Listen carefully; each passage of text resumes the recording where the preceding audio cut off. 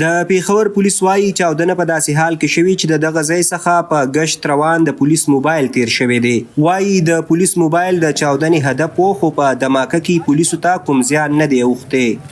او زمونږ چې اوس کوم ویډیو رپورټ دی نو هغې مطابق تقریبا 4 سے 5 کیلوګرام ایکسپلوسیو په دغه کې یوز شوي دي.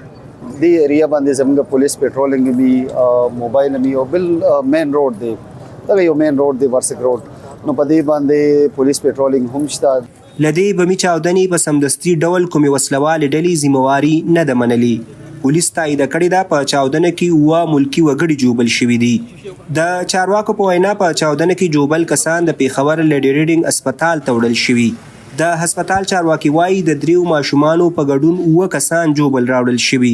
په دوی کې د یو روغتیایي حالت سخت دی او د ټولو درملنه روانه ده. فی الحال موږ ټول مریضان زخمیان چې کوم دی هغه هسپتال کې ساتلي دي داخل کړي مو دي علاج ورته شروع دی نو ان شاء الله زیاتر پکې ښه دي. یو مریض پکې کریټیکل دی او د هغه علاج روان دی او نور موږ داخل کړي دي 6 مریضان دې ټیم کې زخمیان موږ سره داخل دي.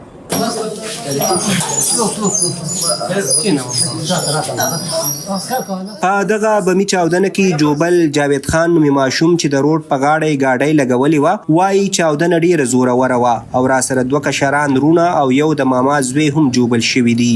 بس زه بیا په دې حالات کې بس ما منډه کړله ګیټ کوله و هلته پېښور پبلیک سکول دغه ګیټ کوله و نو ما هلته منډه کړله بس یو چیغې شولې ما نور چیغې ونه شولې بس ما ویل زه بس ورونه خو مې بل راړل خو مې زه به ځان وباسم اوس داسې نه چې مل د الله بس یو عذاب رالو را باندې مل داسې نه چې اوس بل کار را باندې بله حادثه ونه شي. په 11 سپتمبر هم د پیښور په ورسک روډ د اف سی ځواک په گاډي چاودنه شوې وه. یو عسکر پکې وجل شوی او د 6 عسکرو په ګډون 9 کسان پکې جوبل شوي وو. ورسک روډ د پیښور هغه حساسه علاقه ده چېرته چې آرمي پبلیک سکول هم دی. 9 کاله وړاندې په 14 دسمبر کال 2014 کې په آرمي پبلیک سکول یو خونړی ترهګریز برید شوی چې پکې 1.5 کسان وجل شوي چې زیاتره د سکول زده کوونکي وو. عثمان خان، وایس اف امریکا، ډیوا، پیښور.